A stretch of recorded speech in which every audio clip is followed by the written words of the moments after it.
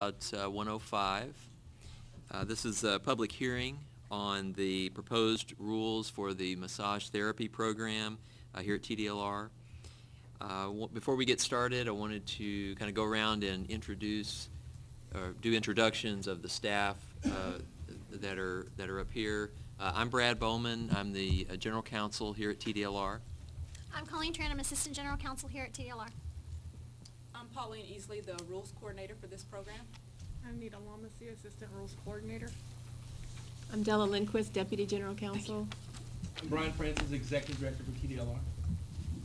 And we've got a lot of other staff here in the room that you may meet as well. So first of all, thank you for being here. We really appreciate your interest and your participation here today, and we're looking forward to getting your input. We need your input on these proposed rules as we go forward. The reason that we're here today is there was a bill passed in the last legislative session, Senate Bill 202, that transferred 13 programs, regulatory programs, from the Department of State Health Services over to TDLR in two phases. The first phase happened on October 1st, or October of last year. There were 7 programs that were transferred over at that time. The second phase of 6 programs is transferring to TDLR on November 1st, and that includes this program. And so the proposed rules that we're here to talk about today are to implement that transfer, and it's to transfer that program over from DSHS to TDLR, and we'll get into detail a little more about that in a few minutes. We published the proposed rules in the Texas Register and also on our website for a 30-day public comment period, and we're in the middle of that comment period right now. So today is an opportunity for us to receive comments, and we want to hear from you on these proposed rules. So if you give testimony today about the rules, that's going to be considered a comment, and we will look at that to see if there's anything that needs to be changed in these rules as we go forward. You can also submit comments in written form, and we have instructions on our website on how to do that. There's an email address that we set up to receive the comments, and it's erule.comments@tdlr.texas.gov. So you can also submit comments that way, and we look forward to hearing from you. And the comment period, I don't know if I mentioned this, the comment period closes or extends until May 22nd. So there's still additional time to get the comments in. We have on the table here, there's a hard copy of the proposed rules. There's also a sign-in sheet, so if you'd please sign in, we'd appreciate that. And then there are public comment forms, look like this. If you want to testify here today, you want to make some comment about the rules, please fill out one of those forms and give it to one of us. Appreciate that. So some kind of ground rules, I guess, for the hearing today. Again, we're here to listen primarily. We're here to hear from you and your concerns, feedback, any comments that you might have about these proposed rules. So that's the primary purpose. You may have questions. We can answer questions about the process and things like that. We may not be able to answer detailed questions about the substance of the rules here today, but we welcome any feedback that you have for us. We are recording the meeting, and we're also broadcasting it over the internet. So there may be folks listening out there, and we also are recording it so that we can go back and have in detail what you might have told us and some of the ideas and suggestions that you've given to us. With that, I will turn it over to Colleen to give you an overview of the rulemaking process that we're going through, and also give you some highlights of the rule changes, what's changing, what's not changing, and things of that nature. So I'm really glad that everybody's here today, and I thank you guys for coming. So what we're here today to do is just really listen to your comments about the proposed rules. There aren't going to be any decisions made today. All your comments are within the 30-day comment period, so they will be taken, and along with anything that we receive to E-Rule that goes to Pauline. And from those comments, we can potentially make changes or not, but all of the comments will be addressed by us, by the department, so that you will get an answer to them. Once those are considered and we have made any changes, they will go before our commission, and the commission will have the opportunity to review them. You will have an opportunity to speak to them about them as well, about the rules as well, and they can vote to have the proposed rules adopted.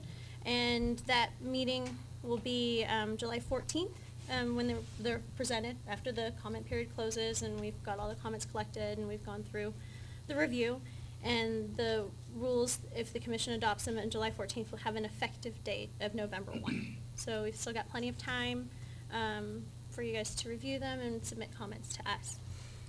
So the proposed rules for massage are substantively similar to what they are right now. I've tried to reorganize them, simplify them, and just make them more readable. So you'll see like your first section has your statutory sites, then we have a section just for definition, and then I've tried to group requirements for each particular license type together so that you could go directly to whatever section it is that you need. While a lot of it is verbatim, there are some, like I've reworded or reorganized language, but for the most part, it's current rule language. Some of the provisions may not appear there because they're either redundant to something that we already have in our either Chapter 51 or the Texas Administrative Code Chapter 60 that we already have for TDLR. So you may not see some of the process information because it may be already in our Chapter 51 or in our Chapter 60. There's some military veteran reciprocity stuff that already exists with us so that they're not repeated. And putting them together, I definitely tried not to increase or create anything new. And as Brad mentioned earlier, if we are going to have some sort of increase or major change like that, that would happen at a later time. Right now, it's just to make sure that program as is transfers over in as close to the exact same form as it is over at DSHS. Again, I'm really excited that you guys are all here. It's really helpful, and thank you so much for taking time out to help us through this. Okay, thank you, Colleen.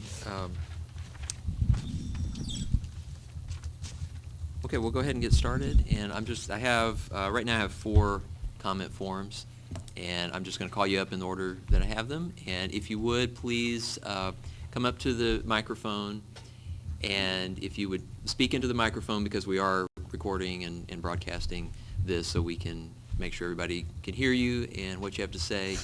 And also if you would please say your name, and if you represent a business or organization, if you would tell us that also. So the first comment form I have is Abby Stone. I'll defer my comment. Thank you. Okay.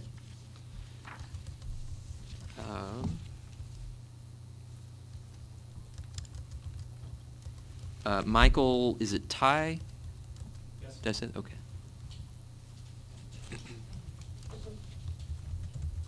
Good afternoon. Good afternoon, welcome. Thanks for being here. Thank you. I don't think so. Oh.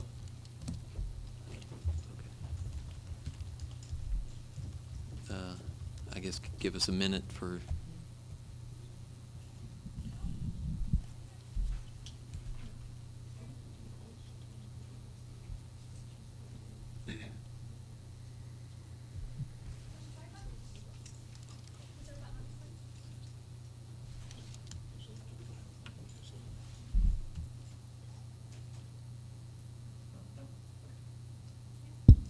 Gotcha. Okay, great, thank you.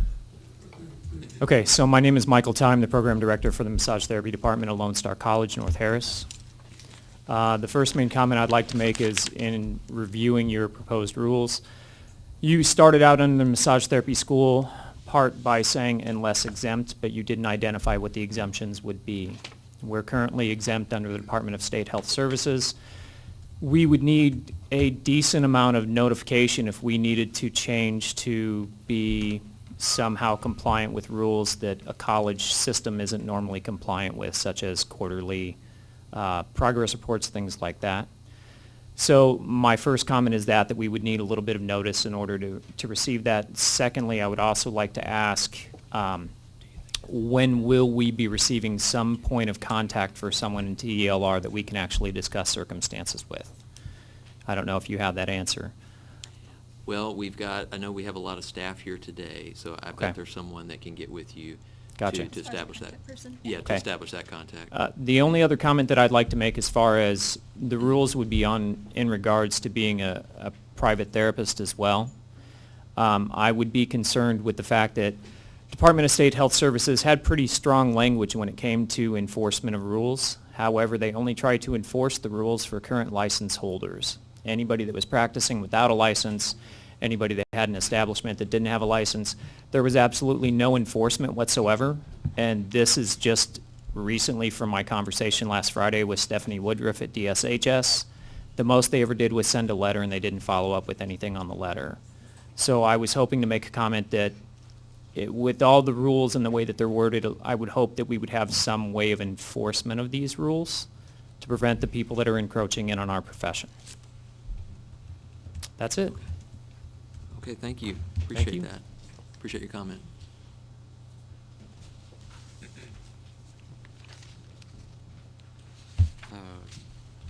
Russell Rust?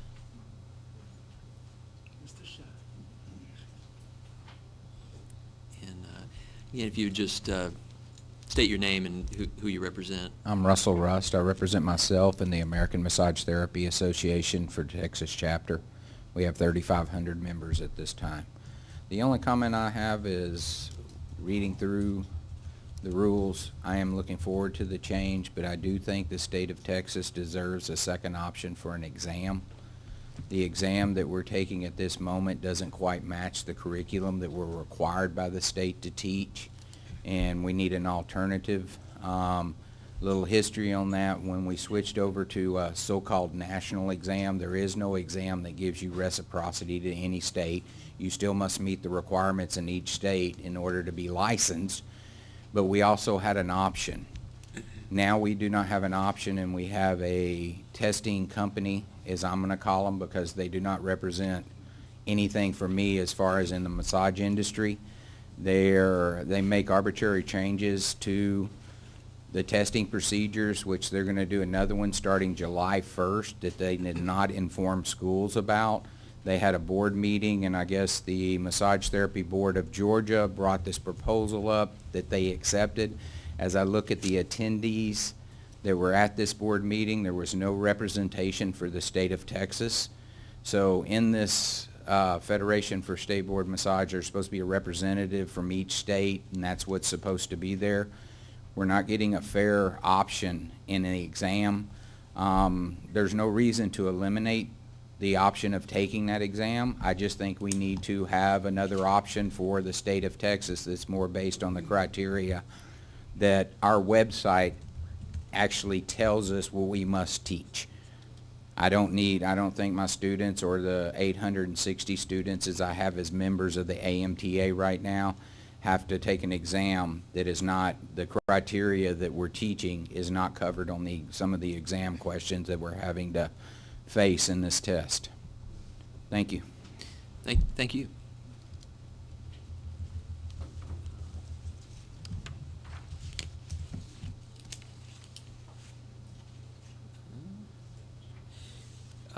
John Conway?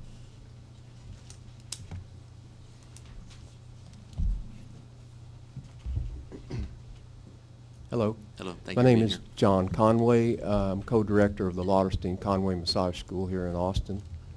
And I'm here to comment on 117.56 and 5.7. These rules seem to have changes that were made since the last comment opportunity. And as I read it, I'm not sure that I'm reading it correctly, but 117.56 in small a 1 capital B sets out the requirement for documenting financial condition of the entity that owns the school in order to get an initial license to operate as a school. And it seems fairly similar to what was in the DSHS rules, which was 140.334, small a 1 capital B. And so the difference that comes in is in 117.57, which deals with renewal of school licenses, it seems to refer back to 117.56 with regards to what documentation would be required, and what that amounts to is audited financial statements. Under the DSHS rules, 140.336 C3, C3. I'm sorry. Yeah, that's right. Once an entity was licensed initially, the renewal period every 2 years, there was no requirement for audited financials for renewal. And in the first iteration of these rules that I saw, that also was not present. And then the one that was published for this comment period, the wording of 117.57 B3 refers itself back to 117.56 with regards to what documentation would be required, and it seems to imply that for every renewal period, audited financial statements would be required. I just checked with my CPA about this, and compared to what he has been generating for me, it would probably increase my cost by about a factor of 8 times for me to have audited financials. We've been in business for 28 years, and at the time we got our initial license, I don't think audited financials were required, but at some point that rule came in, and obviously we've never had to do that. I'm sure the larger a school is, the less of a problem this would be for them, but for smaller schools, I mean, for us this would be a significant percentage of our net profit that would be going to this. So I just wasn't clear if I'm reading the rule correctly, and if so, I wasn't clear why this was added since the last publication of the rule. So just wanted to point that out. And just to make sure I understand your comment, you're suggesting that that the audited financial requirement would only be for the initial application and not the renewal? I'm saying that's how it was before. Okay. Yeah. Just so I get the section right, it's Sure. 117.157.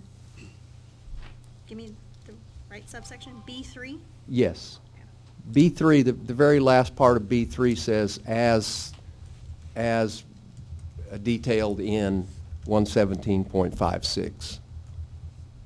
You see that? So that's the phrase that was added since the last publication. So that just jumped out at me, and it seems to change the impact of that rule. So I just wanted to point that out and make that comment. Okay, thank you. Thank you. And just to follow up on one thing that you said, there was an earlier draft of these rules that was circulated at, and I think discussed at one of the summit meetings that we've had Right. around the state, and that, so there may have been some changes Yes. from that earlier draft to the draft that was proposed. Yes. So my comment is almost in response to your statement that as far as you understood, there were no serious substantive changes. It was just a matter of reorganizing and rewording. And to me, this appears to be a substantive change. So just wanted to point that out. Okay. Thank you. Thank you. Thank you very much. Okay.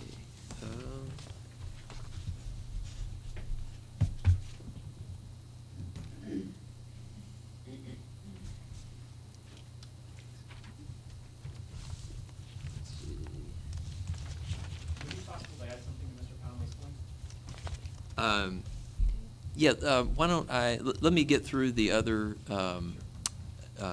commenters, and then we can bring you back up. Will that work? Okay, Mark, and is it Dannenhouse? Okay, thank you. Mark Dowenhauer, co-director at Lauderstein Conway Massage School Clinic.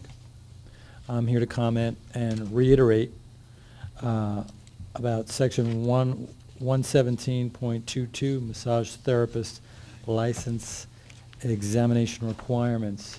Section B, examinations approved by the department must be broadly recognized for licensure purposes by other states that regulate massage therapists.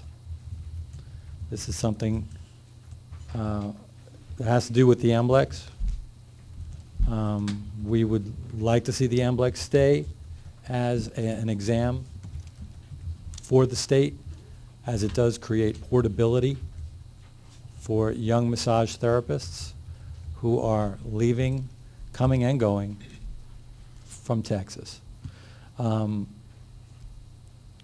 majority of the students that we see at our school are millennials, and they are a transient generation. They are moving from place to place, finding themselves, and we would not like to deprive them of that opportunity. So we would like to see the AMBLEX stay in Texas. Thank you. Thank you.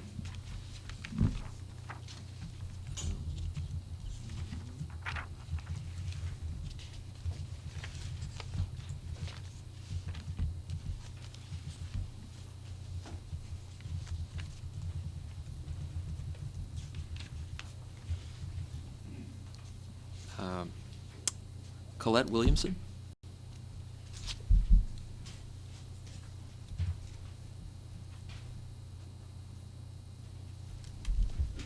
Hello, good Hi. afternoon. Thank you for having me. Thank you for having being this here. meeting. So I'm representing myself as a massage therapist.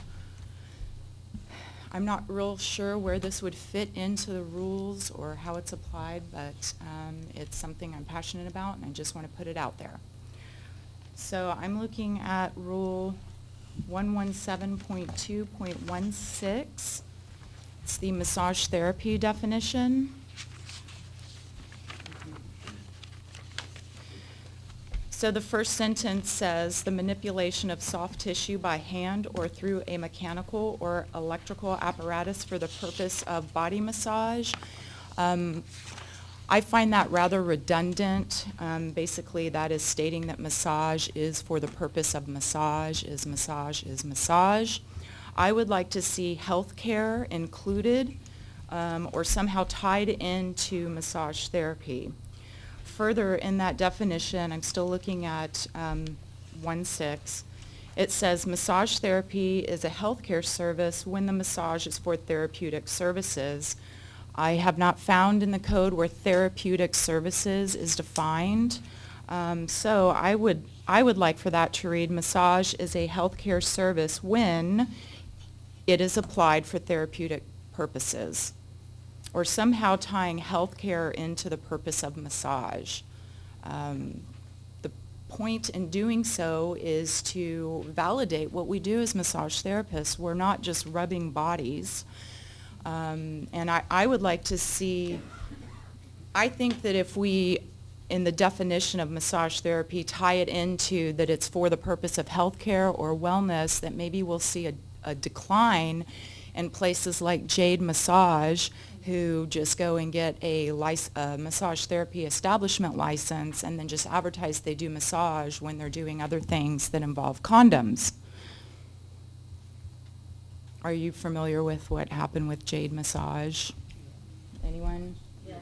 Okay, Right so, behind you. yes. I Yes. totally believe Okay, so that is a venue, and I looked them up on Dish's website. They did have a massage therapy establishment license, and they were doing, I don't know what they were doing. I don't know if they were doing sex or if it was just hand jobs or what, but they're using our profession to do illicit prostitution. So I would really like to see our profession totally opposite of prostitution, rather than using massage therapy to regulate illicit prostitution. And I think that can be done in the definition of massage therapy.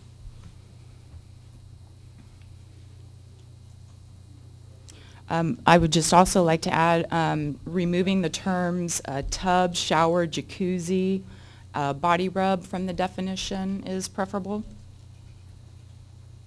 I don't give anyone a shower or bathe anyone. I just don't understand where the massage therapist fits into that scenario when it references a tub.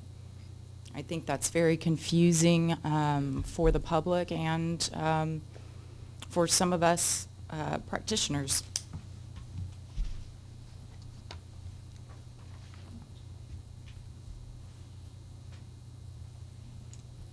That's all I have. Thank you. We definitely hear your concerns. Thank you.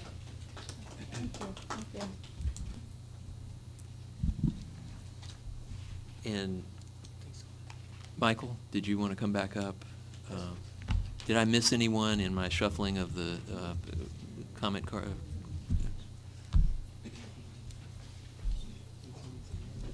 Thank you for the opportunity. Again, Michael Ty from Lone Star College. As somebody who's practiced and taught in 3 different states and several different schools, I do have a little bit of a context to compare situations. I was in the process of transitioning ownership from a massage therapy school to myself several years back, ended up getting caught in between the previous owner and the state. One of the problems that came about was the need for audited statements. If you formed your business as a sole proprietorship, it was just a reviewed statement. Anything else required audited statements, even if you got an LLC just for yourself as a person to protect yourself. The problem with that is audited statements cost up to $10,000. Most accountants won't even do them because they're literally risking their license in order to perform it, because they're stating that everything is absolutely true and they're putting their license on the line. So in order to, and again, I'm out of the game, I'm not with the proprietary school, but in order to force a school to have to do an audited statement every 2 years for renewal, we're talking cost of thousands of dollars. And it would definitely impose a financial hardship. When the state transitioned from 300 hours to 500 hours back in 2007, they made a similar statement that they didn't need to do any type of an impact study on how it would handle, how things would go with the profession, and we lost almost a third of the schools in the state. So if that clause actually implies that schools would have to have an audited statement every 2 years, that could potentially have the same type of impact on schools. I just wanted to kind of drive that home for Mr. Conway and the other proprietary schools here in the room. Thank you. Thank you.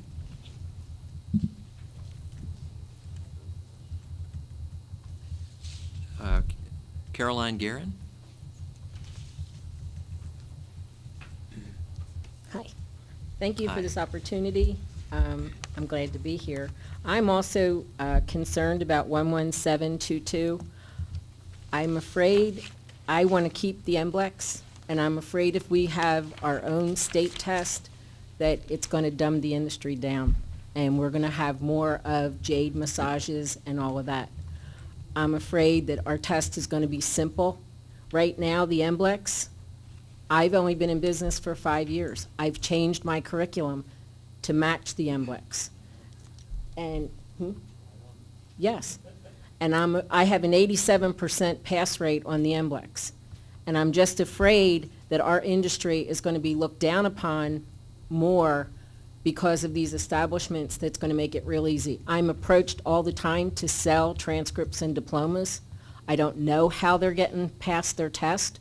I've called Stephanie at the state and told her that I'm being offered large amounts of money to sell transcripts and diplomas. And so if I'm being offered it, it's being done, is what I'm afraid of. So my proposal is to keep the NBLEX for Texas. They have license renewal that they can go to in 46 states with the NBLEX. And if we do our own state test, I'm afraid it's not going to be approved in all these other states. And we're portable. We have students, I have a student in Alaska right now, one in Florida, one in New Jersey. So my thing is to keep the MBLEX. Okay. Okay, and the other one I want to discuss is 11730.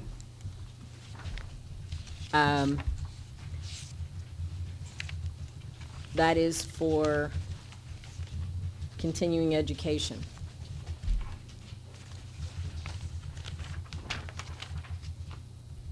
There is no record of anybody being checked when they come in, when they file with the state to get a continuing education license. They are just issued licenses. I had somebody come in my office Saturday to teach a prenatal class, and she's never taken a prenatal class. However, she is teaching continuing education for prenatal. So I think something has to be done there to check what they're doing as far as issuing continuing education licenses. Good. Okay? Thank you very much. Thank you.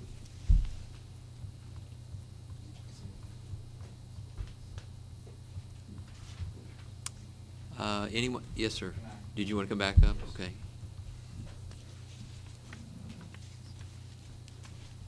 And if you just say your name again, so we. Russell Rust, and just one more on the exam. I heard the lady before me said that she has changed her curriculum to match what the NBLEX was. I don't believe the state's given us that permission. We have a criteria that we're required to teach. We can print it out from the actual website that tells us what we teach. So I don't see any leeway in there for us to add or remove. We have to follow that curriculum or the student's not eligible to be licensed. Just a thought. Thank you. Is there any, well, and what I would encourage you to do is because we're here to hear comments about the proposed rules, and we've definitely heard you, and we have your comment. So that's, if we can keep the focus on that, and if there's something you want to add about the rules, that's fine, and we can, have you come back up. But if we can keep the discussion to that. That said, is there anyone that either I've missed or that hasn't turned in a form that would like to comment? Okay. Did you say that you didn't want to discuss anything that maybe need to be added? No, the question was, did I say that we didn't want to discuss anything that needed to be added? And no, I just wanted to make sure the discussion stays focused on the proposed rules. That was all. I did fill out a form before. Can I say something now? Yes. Okay. Abby Stone. Okay, thank you. Thank you. My name is Abby Stone from Stone School of Massage in Tyler. I think the rule that Mr. Russ was referring to is rule number 117.59, and it clearly says we are mandated by the department, soon to be TDLR, that we must teach the curriculum outline prescribed by the department of the minimum 500-hour program. And we don't have the authority to change that. I think we have the room, the wiggle room, we could say, to add to it, but we must teach that. I'm in agreement. The NBLEX serves a lot of good purposes, especially with those who are intending to gain licensure in other states and move around reciprocity. However, I'm not hearing anyone who's spoken so far say that they want to get rid of the NBLEX, but possibly a second option. That is more of a suitable, congruent test to the curriculum that is mandated by our rules, that those of us who take our jobs very seriously and follow the rules to the best of our understanding and ability, we're teaching that curriculum, and unfortunately it's not congruent with the test that students are mandated to take. So it takes an incredible amount of extra work on the part of instructors in schools and students to be able to pass that minimum test. There should be a second option for those who don't intend to move to another state If they do, they know that they have to do the extra work to pass the NBLEX. If not, a state that is more, or a test that is more congruent with our state mandated curriculum would be helpful. Thank you. Okay, thank you.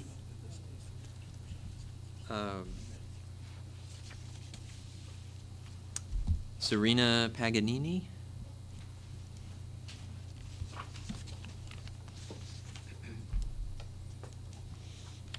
Thank you for your time Thank you. today. Thanks for being here. So my name's Serena Paganini. I'm here representing myself as a massage therapist, as well as an MTI.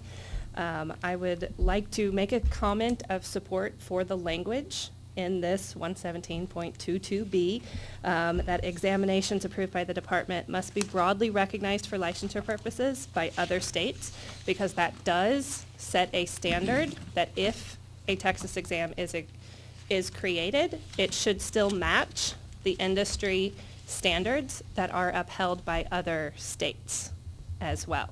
So that language actually does give both sides of the argument an opportunity moving forward. I do support the NBLEX. I've had licenses in 4 different states, and I think portability is something we owe our students, definitely. And if the curriculum needs to, later on, down the line, evolve around what the industry has done as well, because the industry has changed a lot from 2008 when the curriculum was created to now, that's a further down the line problem, not necessarily relevant to these proposed rules.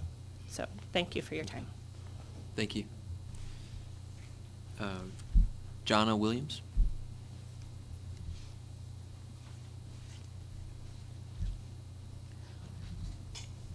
Thank you. I'm Jonna Williams. I'm representing myself as a massage therapist and a business owner, and I'm speaking in regards to 117.82, massage establishment general requirements. And this kind of goes back to the Jade thing, where they have an establishment license, but the people that work there are not licensed as massage therapists. And I'm somewhat confused or concerned with how that is going to be remedied in the future. Who would be responsible for maybe closing these places down? My understanding right now is since the Texas Department of Health since they're not licensed by them, they can't do anything, and it's up to the police to come in and take care of that stuff. So does TDLR intend to shut down these places that have people that are not licensed, whether they're in a real massage environment or in a sexual environment? And if that's the case, would the information be available to us so that when we are aware of a place that is maybe not be following the rules, where we might be able to let you guys know, and then know that there's going to be an inspection? Because right now we're not inspected for the most part. I've been in business for almost 12 years, and I've never had anyone come to my place to inspect. So that's my question. I know with the cosmetologists, they have an inspection at least every 2 years. Somebody comes, checks them out. And I feel like if we had that in our industry, and it looks like based on this information that will be happening, which is good. So I guess I'm just trying to relay that I feel like we need that regulation in order to separate those of us that are doing healing work from those that are just trying to make a profit from the sexual industry. We definitely hear that concern, and I think we could respond very generally that there would be inspections, and we do have certain enforcement tools that can be used, and we can't get into specifics at this point, but Right. Okay, thank you very much. Thank you.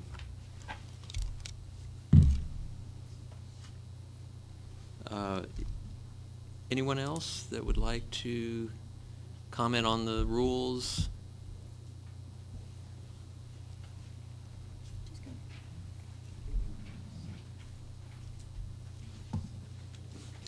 Thank you. Go ahead. LaToya Banks. Good afternoon. I'm LaToya Banks, representing the Texas Center for Massage Therapy of Steiner Institute of Aesthetics. So I want to comment on Rule 117.68, the Massage School Attendance Policy, Section E2, where it reads, the attendance policy shall require the termination of students who accumulate absences of more than 15% of the total clock hours in the program. My comment would be that if a student does miss 15% of the total clock hours of the program, however, does maintain the 500 hours the state requires and 100% of the hours needed. Can you give me that section one more time? I'm Sure. sorry. 117.68, Massage School Attendance Policy, E. Okay. E2. That if the student does still complete the program with 500 hours and the minimum requirements of the different sections for obtaining licensure in the state of Texas, that they do not have to be immediately terminated after missing 15% of the clock hour program. And that's all. Okay, thank you. Thank you.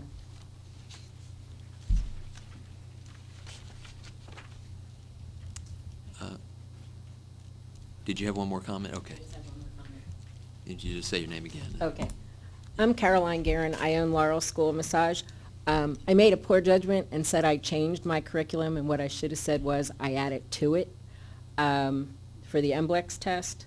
I do think we do, we do the 500-hour program, and I've just added to that. I just wanted to make that on To record. clarify that, okay. Thank you. Thank you. Anyone else that would like to comment on the rules? This is not your final opportunity to do that. By the way, again, there's the comment period is open until May 22nd. And if you think of something else after today, or if you want to reiterate comments you've made today, you can send written comments to us, and we'll take a look at all that. Could you give us that address again? Yes, it is erule.comments@tdlr.texas.gov. And if you got an agenda, it's also on the agenda. Oh, thank you. And it's on our website. If you go to the proposed rules on our website, there's instructions on how to make comments, and so you can just click on that. That might be the easiest way to get to it. Yes, ma'am. Did you want to make a comment? Okay. Good afternoon. Hi. Thank you for having us today. Mr. My name is Elizabeth Abear, and I represent myself as a licensed massage therapist. And I'm going to bring it back to the enforcement with Jade Massage and items like that. There's been quite a few this year since January that are, coming to surface. I wanted to just make a comment of the enforcement. I don't think it's just necessarily the massage establishments. It's also websites like Backdoor. Craigslist has become a website of just pure, men for men. It's very obvious what they're promoting. And so I just want to make a statement. Will you branch out into those type of enforcements as well? And not just physical buildings. It's also, hard to compete with people that are unlicensed, and clearly they're promoting sexual massage on these websites. And they use the word massage in their advertisements, which they really shouldn't because they're not licensed. And so we hold a high standard to ourselves that do what we're supposed to do, pay our fees, make sure we're dotting our I's, crossing our T's, but we have to compete with this. And it's getting tiresome because nobody has our back as far as that goes with enforcement. And it's a danger, especially for women, because when these things come out in public, like the Pearl one that was over here in the East, they advertised for quite some time on Thumbtack, and nobody bothered to, not Thumbtack, I'm sorry, Backdoor, which is a clear website for prostitution and things like that. So when people hear that, they're like, oh my God, every therapist must do it. And so for women, it's an everyday challenge to rise above that and not put yourself in that whole genre. So I just wanted to make that comment known. I think we need to also research Craigslist and other websites that have these advertisements on there that put us in danger. Okay, thank you for that information. Appreciate that.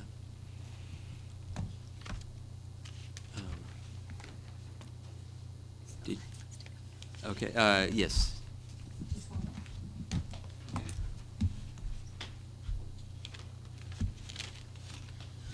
I'm Colette Williamson, by the way. I don't think I mentioned that last time. And I just want to touch on that comment from Elizabeth.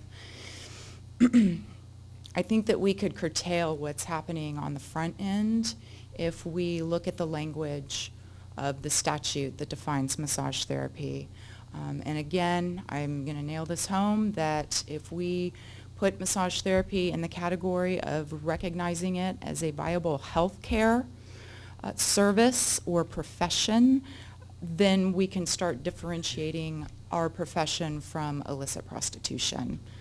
And maybe in looking at Rule 117.93 for the advertising, where it specifically talks about using the word massage. So what I've noticed is it'll say all of these things in the code, but there's nothing on the back end that's, I don't know who's coming in and enforcing these things.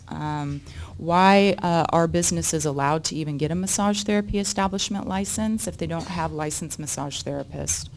I don't know if that's happening, but someone made a comment that made it sound like that may be happening. And then what does happen to people who, or businesses who do get that massage therapy establishment license?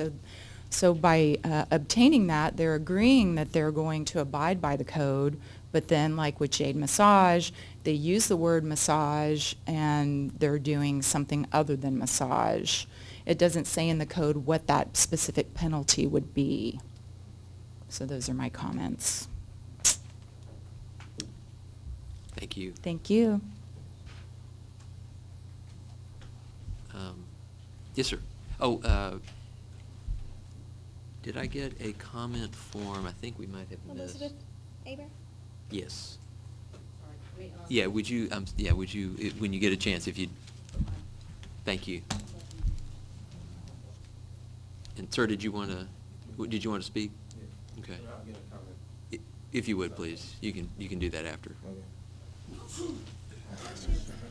Avery White, LMT.